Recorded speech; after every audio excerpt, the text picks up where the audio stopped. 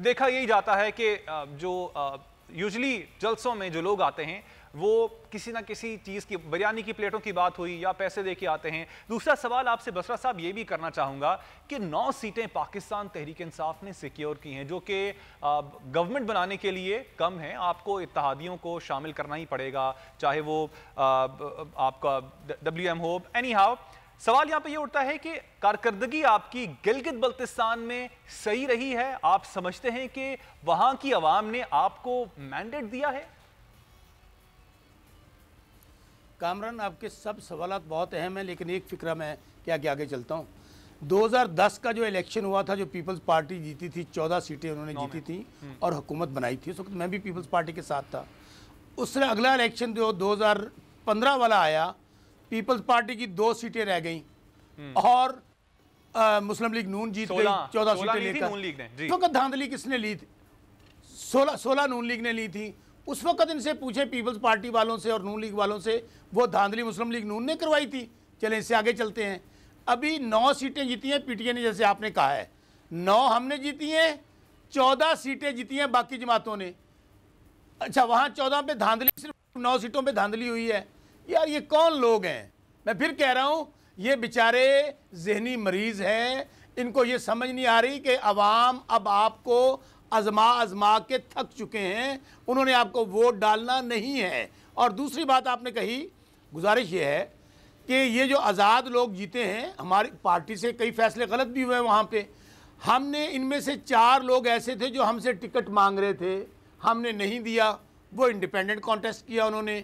और इंशाल्लाह पहले ये हम कह रहे थे कि हम हुकूमत बनाएंगे, 2/3 मेजॉरिटी से हम हुकूमत बनाएंगे इंशाल्लाह। जितने इंडिपेंडेंट हैं और MWM वो हमारी इत्तेहादी जमात है, तो इस तरह इंशाल्लाह हमारा स्कोर जो है वो 2/3 मेजॉरिटी का होगा। 9 सीटें हमारी अपनी हैं, इंडिपेंडेंट 7 हमारे साथ आएंगे, फिर 8वीं सीट MWM की है। 17 सीटें तो यही बनती हैं। उसके अलावा अभी 2 सीटों पे इलेक्शन और होना है, क्योंकि अमजद साहब ने 2 सीटें जीती हैं, 1 छोड़नी है उन्होंने।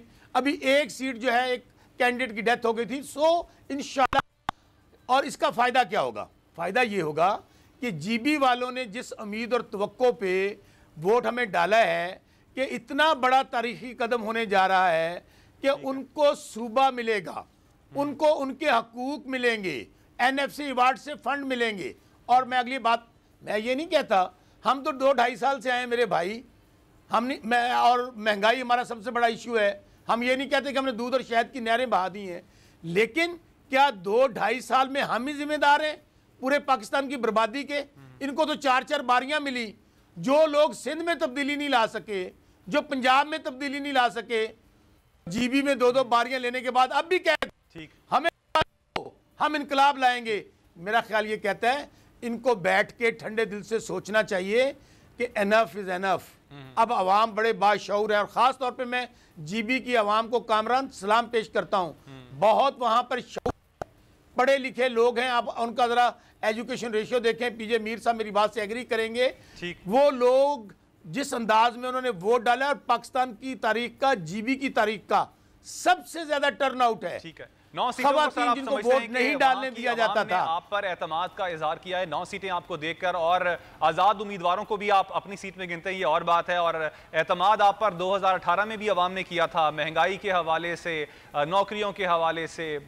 आप कोई चीज़ उठा लें, हर उस चीज़ के हवाले से जिस चीज़ का पाकिस्तान तहरीक इंसाफ ने वादा किया था, वो इल्ला माशाल्लाह सब चीज़ें पूरी की गई हैं। Anyhow, Pakistan Peoples Party का मौक़िफ़ भी लेना चाहूँगा। डॉक्टर शाजिया साहिबा, अब PDM है एक जानिब, PDM जलसे कर रही है, उसका बयानिया है। अब एक जानिब जो धरना दिया जा रहा है, फयाजुल हसन चौहान का भी इस हवाले से एक ट्वीट सामने आया, जिसमें उन्होंने कहा कि मरियम नवाज की जानिब से कहा गया कि यहाँ पर गिलगित बल्तिस्तान के इलेक्शन पर फोकस ना किया जाए और बेसिक फोकस PDM पर किया जाए, और अगर यहाँ पर धांधली के इल्जामात लगाए जाते हैं तो फिर ऑफ कोर्स फोकस जो है वो PDM के जलसों से उठ जाएगा। तो पाकिस्तान पीपल्स पार्टी का क्या इरादा है? वो चाहती है कि गिलगित बल्तिस्तान के इलेक्शन फोकस में रहें और PDM जो है वो डीफोकस हो जाए?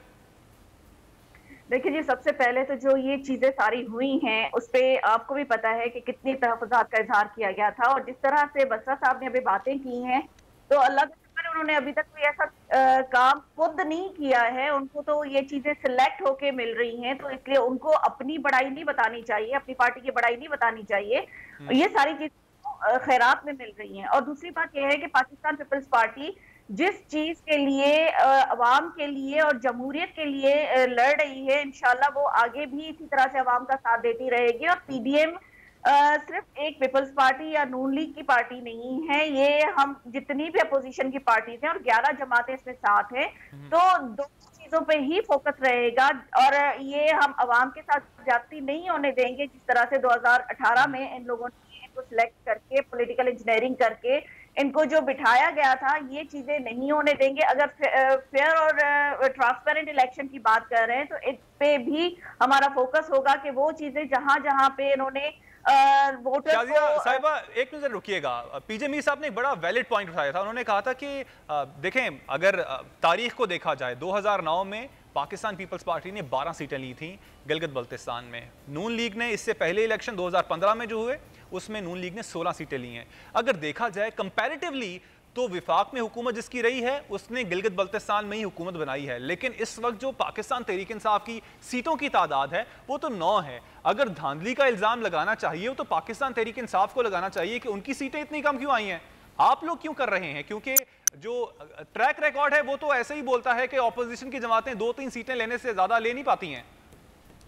लेकिन फिर भी देखिए कि पाकिस्तान तहरीक इंसाफ की अपनी कोई मेहनत नहीं है। जिस तरह से वोटर्स को रोका गया है, जिस तरह से वहां पे जब काउंटिंग हुई है और वहां से लोगों को निकाल के और फिर उसके बाद काउंटिंग हुई है और बहुत सी जगहों पे रिजल्ट को रोका गया, तो ये सारी चीजें उसी 2018 की इलेक्शन की ही कंटिन्यूएशन है। सब्सक्राइब करें और बेल दबाएं ताकि कोई खबर रह न जाए।